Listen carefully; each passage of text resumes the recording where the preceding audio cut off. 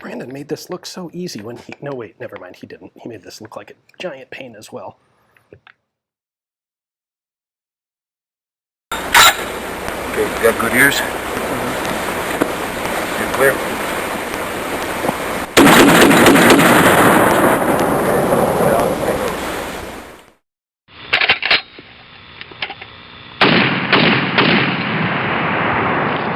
Hey guys, thanks for tuning in to another video on ForgottenWeapons.com. I'm Ian McCollum, and I'm here today visiting Brandon Herrera's shop, and we're taking a look at some cool 50 caliber rifles. Specifically today, we have the Pauza P50. This is a limited production gun from the mid-1990s. Development began in probably about 1988, maybe 87, by a machinist by the name of Robert Pauza. He was involved in some other firearms projects. This is definitely the best known one, although it wasn't particularly successful. The 1990s were really kind of the peak period for 50 caliber rifle development. There was quite a lot of interest in it. The military was interested. The military ended up adopting the Barrett M82 as sort of a standard, as much as there is a standard Army 50 caliber rifle. It's the Barrett.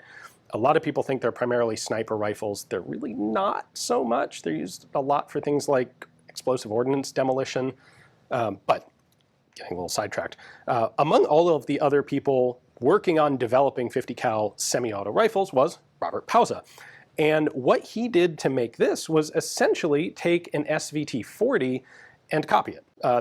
This is a gas piston tilting bolt operating mechanism, and it's basically just a copied and scaled up SVT Tokarev tilting bolt design. So let's go ahead and take it apart. Let me show you some of the features on it. It's impressive how similar it is just to a standard Tokarev rifle, but there are a few neat little details built in. All right, this is going to be a little bit big to get all in camera at once, so we're going to do this in sections here. First off, magazine. This is a single stack 5-round magazine. Mag release at the back there. Pull it out. Pretty basic, sort of simple thing. These days, whenever people make 50 cal rifles, they just use Barrett magazines because it's a magazine that is well developed and reliable, 10 rounds double stack, readily available on the market. When Pauza was building this, Barrett mags weren't available. At least they weren't available to potential Barrett competitors. So single stack mag here may have half the capacity, but it is technically speaking a lot easier to manufacture reliably because you don't have to worry about the cases always present in the same place instead of alternating between sides. So that's what we got there. And frankly, if you can't do it in 5 rounds of 50, like a bigger magazine is probably not the best solution. A couple of markings on the receiver. We have Pauza Specialties, Baytown, Texas. That is Robert Pauza and his initial manufacturing. And then the model and caliber designation up here. It's a Pauza P50 50 Browning machine gun. The only real control to speak of aside from the trigger is a crossbolt safety located behind the grip. So the red side is fire, that's safe, and that's the fire position. Flipping it over to the other side here, we have P50 again and the serial number. This one is number 23. Unclear if they started at 1 or 10 or exactly where, or frankly exactly how high they went, but this is a very low volume hand assembled sort of firearm. I mentioned that the action is basically copied from an SVT, a Tokarev tilting bolt. You can actually see evidence of that right here. This is the opening in the bolt carrier for the cam lug that will tilt the bolt. You can see the bolt lifting up right there at the beginning of travel. We just have a big bar of a bolt handle. So that's the cycling action, kind of what you would expect. One other thing to show you. Out here on the barrel, we have the gas block with the gas port. This actually has 3 different settings. It's currently set to position number 2, which is the intermediate sized gas port, which is where you would want it to be shooting. Size 3, you can see the 3 dots down there. 3 is for adverse conditions, and 1 is if you want to reduce the amount of gas. This really predates popularity of suppressors, but if you're doing this today, position 1 would theoretically be your suppressed position. And then we have an M14 bipod clamped onto sort of an extended bipod bar down here. So starts at the front of the receiver, and it comes all the way out to the gas block here, but it is actually free floated. It is loose and travels inside the gas block up here. So if I push up on the bipod, it just moves freely. The bottom of the gas block just retains it so that if you dropped the gun on the bipod or something similar, it's not going to bend. Its travel will be stopped by the gas block. But in regular use, you don't have to worry about putting pressure on the bipod impacting your point of aim. So that's kind of clever. All right, disassembly is going to begin by removing the optics mount and carry handle. That's held in place by just a ring pin there. Take that out. And then this is a little tight. There we go. That comes back, lifts off.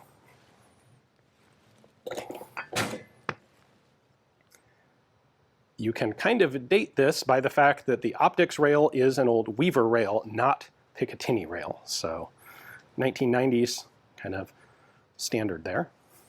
All right, now, in order to disassemble this, we actually have a system relatively similar to the Tokarev, where we have a top cover here that actually retains the main recoil spring. So the spring is nested inside the bolt and then comes back here and is held by the top cover. So to remove this, I have to slide it all the way forward, lift it off, and then extract the recoil spring, which is very powerful and has a desire to go shooting through the wall. Brandon actually made this disassembly tool, which is actually very handy for this. So what we're going to do is pull this forward like so, and then slide the end of the recoil spring into there. We're going to push this maybe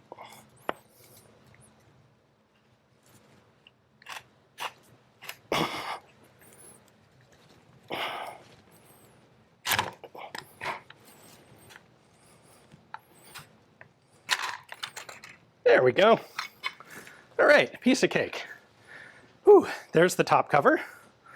So this whole notch element right there holds the recoil spring right there. Now that I've got the top cover off, we can lift this up. This kind of slides its way up over the back of the receiver. Gently, gently, gently. There we go. So there's the recoil spring. Then it is legitimately simple. You pull the bolt and carrier back, lift it up. There we go. Carrier comes out, and the bolt comes out. Next up, we have the gas system. So there's a nut threaded onto the barrel that holds the gas block in place.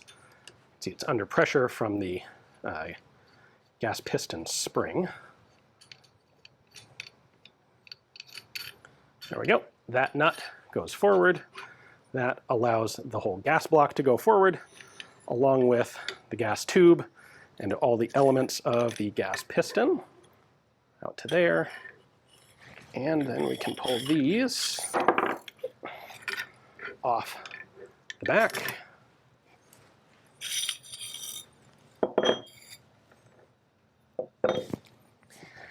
And then if I take the muzzle brake off, we can take that nut off, and we can take the whole gas block off. This then comes out like that.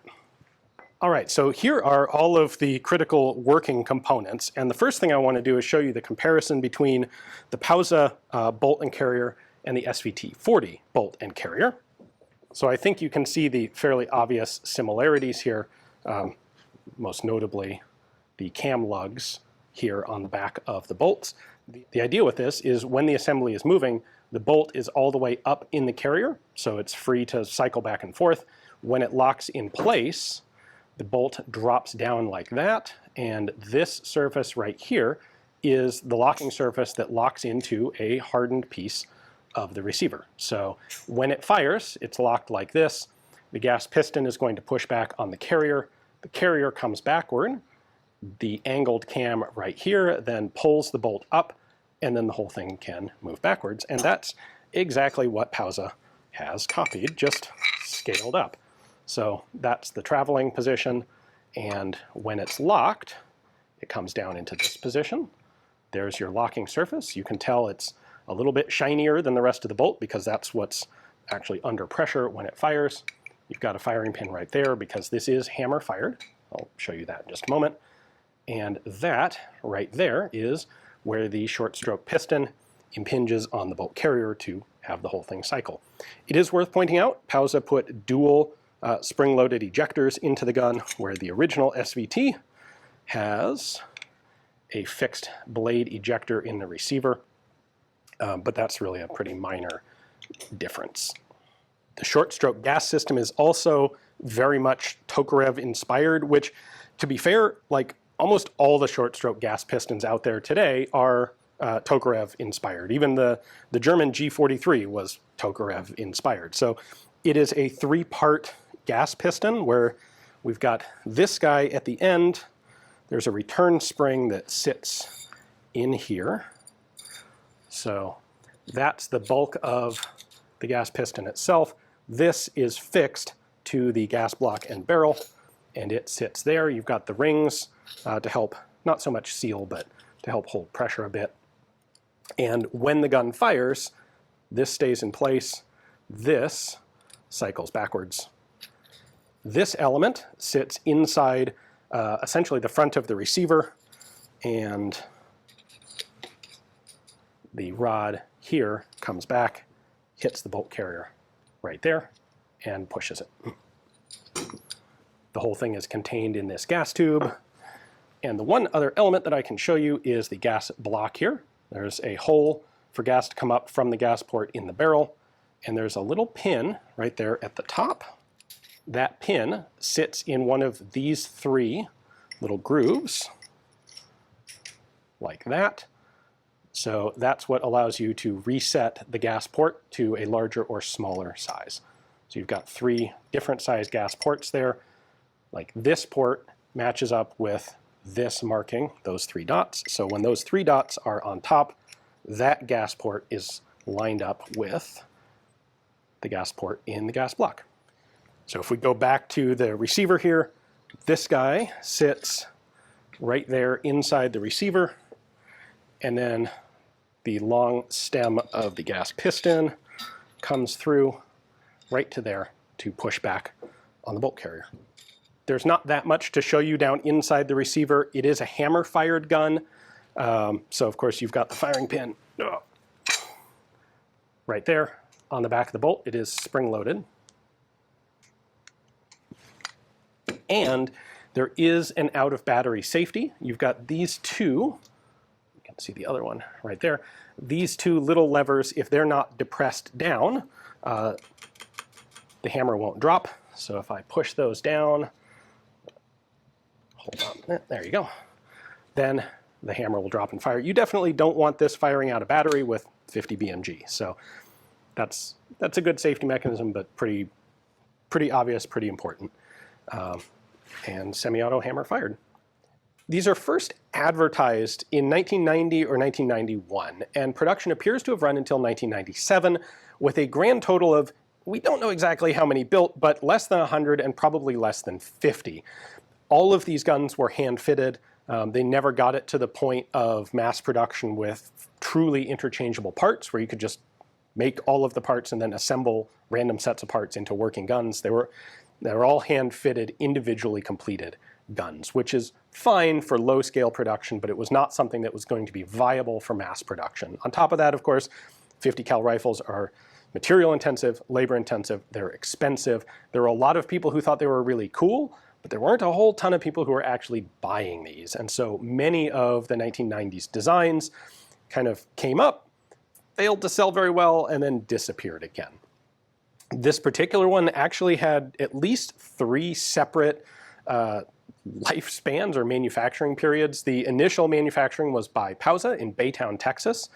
It then came back in the early 2000s, manufactured by a company in Texas City, Texas, called Freshour. I'm not entirely sure how you're supposed to pronounce it. Manufacturing.